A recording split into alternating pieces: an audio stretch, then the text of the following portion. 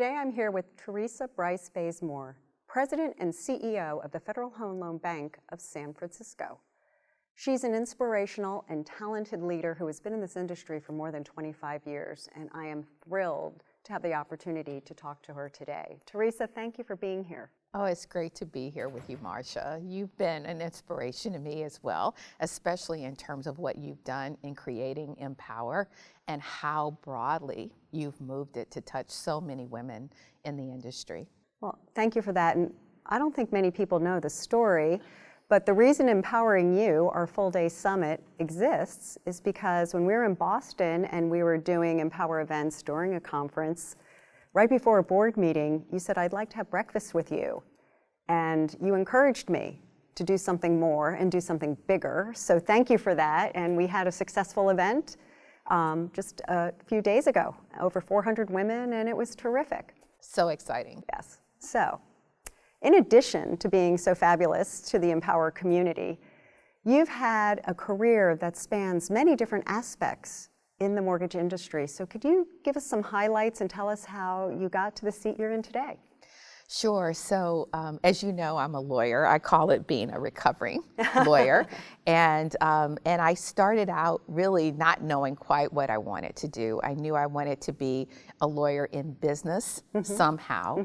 And a friend of mine at the time was in graduate business school and saw sort of all of these wealthy guys who were taking these courses in real estate and started telling me about it. And I thought, real estate, I hadn't even thought about that. And really started thinking about, well, what could I do? And I started out my career as a real estate lawyer on the commercial side of the business. Some of the deals I did were multifamily, some healthcare deals, but just that for 5 years.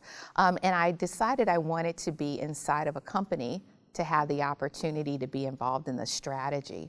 And in looking at different opportunities, I ended up going to the Prudential, which was at the time the third largest mortgage lender.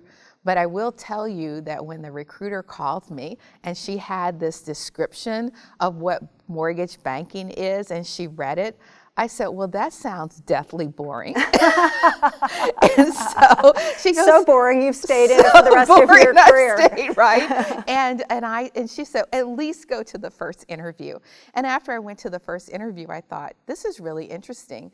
And then after doing it, I realized, wow, this is really interesting because it's so much more challenging, particularly given the consumer aspect of it, and it also touches people in a way that's so important. And so I've loved the industry ever since, and then migrated from there to work at a couple of banks in their mortgage division, did a startup with some of my former Prudential colleagues that we sold to MBNA, which promptly sold itself to Bank of America. And at that point, I decided to join Radian, which was sort of related, but in the MI sector. And part of that for me as a lawyer was that it was an opportunity for me to be the GC of a publicly traded company. At the time, we were doing some things internationally. And so that was a great opportunity. Of course, I call the financial crisis in some way the only silver lining of the financial crisis was my opportunity to transition into leading the company. And so that really transitioned me from always being part of the senior leadership team, but really having P&L responsibility to run the business going forward. And that led me ultimately to what I'm doing today. Well, that is not only a great story, but so fascinating how what you thought was going to be deathly boring turned out to be a career that you can tell by the way you talk about it, you love. You love this industry. And I think you're so inspirational, and you've actually gotten recognized recently by the San Francisco Business Times as one of the Bay Area's most influential women in business. So congratulations on that. Thank you, thank you. So tell me, what inspires you? Oh gosh, you know, for me, a lot of it is about making a difference and giving back. And you know, when I was doing commercial real estate, it was always sort of fun to point at a building and say, ooh, I was involved with that. But there's a big difference when you see the faces of families who have an opportunity to have their first home. It's one of the reasons I've always loved Habitat for Humanity. And as you know, MBA was very involved for many years. Yes. I still have one of my Habitat pins I wore. And because you see what it does in terms of building families and building communities. So that's one of the reasons, to me, this is such an important industry, because it makes a difference in people's lives and in their communities.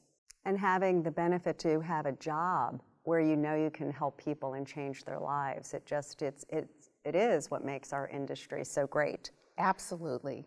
So diversity, equity, and inclusion is very important, I know, to you, to me, to our organizations. Do you have any advice on what we need to do to get more women like yourself, more Black female leaders into the C-suite? So one of the things, first of all, we need to recruit more people into the industry. I mean, my description of how I landed in the industry, I think, is so true of so many people, but particularly people who are women and people who are people of color. We didn't necessarily know someone who was in the industry or have a parent that was in the industry. We all just fell into it. Mm-hmm. And if we want to be more intentional about making a change, we really have to be intentional. Mm-hmm. And it can't be that, Teresa fell into it or Marcia fell into it. Right. And so recruiting from people from college, but we also have to make this more exciting. And for the millennials, right, I think, or maybe it's the gen, whatever they are now, we have to do is also help them understand what we do. I was talking about that mission and importance of what we do. I think a lot of times when I think back to that description of mortgage banking that I thought was so boring, was not at all telling me what this really was. Right. And we have to do a better job of helping people connect the dots and understand. Then the other piece we have to do is we have to make sure we're giving people opportunities to show what they can do.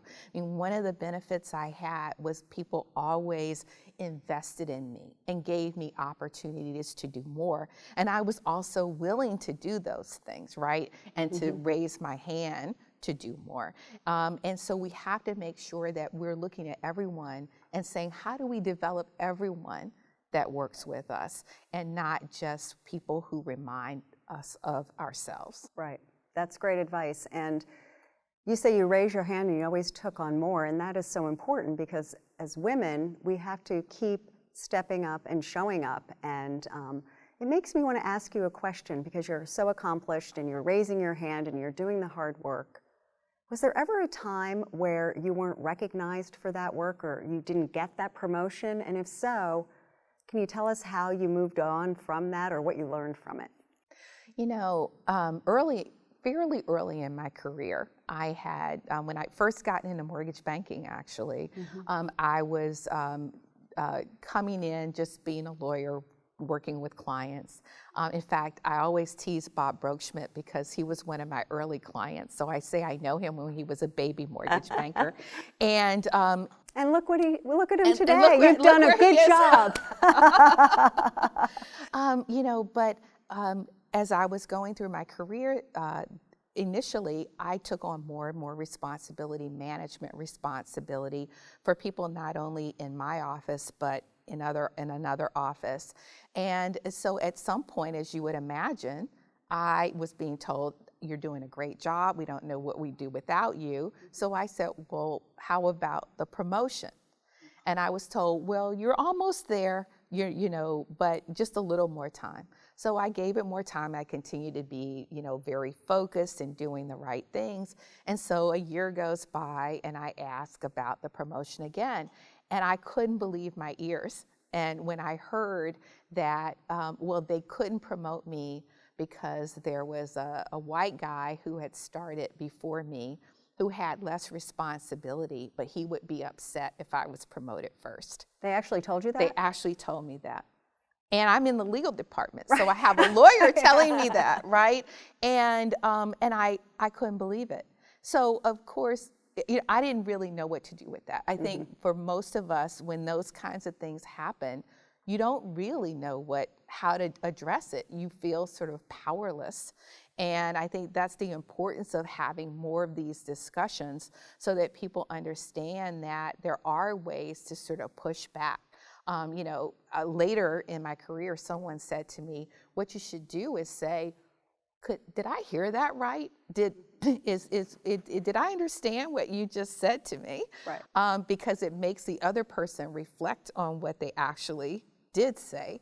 But in that particular case, I continue to trudge on because my view is you can't let those things derail you. You have to keep moving forward. Mm-hmm. But at some point, someone reached out to me and said, hey, there's this other opportunity, and it was a better opportunity. But it made it a lot easier for me not to feel guilty and about moving on mm-hmm. and to make the decision. But someone that we both have admired over the years and who was a great mentor to me, and this was later in my career, Andy Woodward, who of course the service award mm-hmm. is named after, said to me, always make sure you're running to something and not away from something. That's and that's great some of the advice. best advice I've ever had. That is great advice. So one last question, and I'm going to pivot off of what you just said, that you got that great advice from Andy all those years ago. What advice would you give young women coming into the industry? What can you tell them that you think they need to know now that you learned so long ago? So there's more than one thing. Bring it on. So one thing is about volunteering. And I actually heard that from the CEO of Pepsi, the former CEO of Pepsi.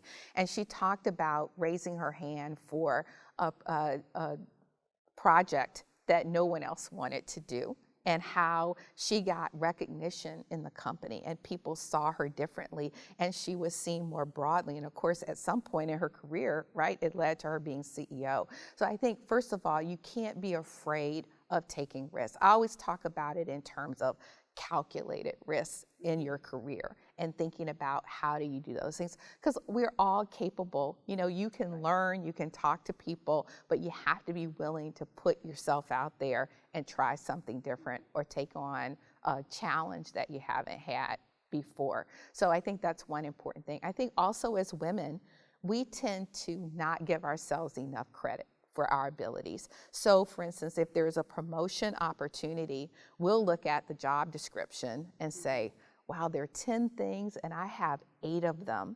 I can't apply. Where a guy would look at it and say, I have 6 of them, let me apply.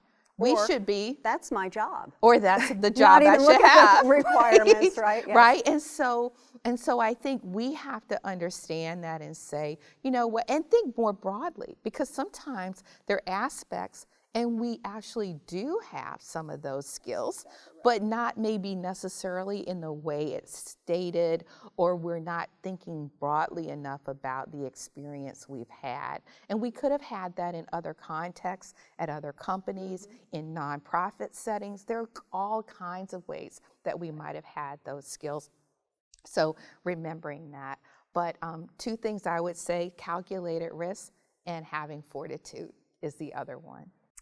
Well, on that note, that's a great way to wrap up. Thank you so much for being with me today, for your friendship over the years, and for your leadership in the industry, and for having that idea to bring more content in and make a full day out of mPower. And thank you for making it real.